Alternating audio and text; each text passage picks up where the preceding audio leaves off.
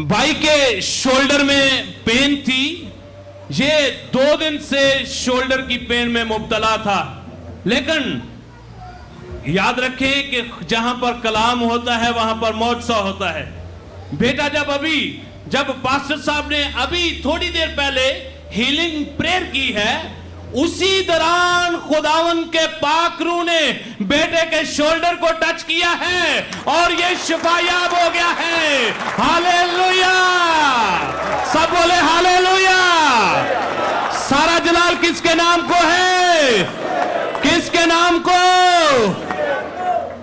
रात को जब मैं ड्यूटी पर गया था तो नमाज नहीं था पढ़ के गया, तो पूरी रात मेरे शोल्डर में 2 दिन से पेन था। तो जब मैं सुबह प्रे में आया तो फिर भी मेरे शोल्डर में पेन था। तभी यीशु का शुक्र है मेरा शोल्डर ठीक है।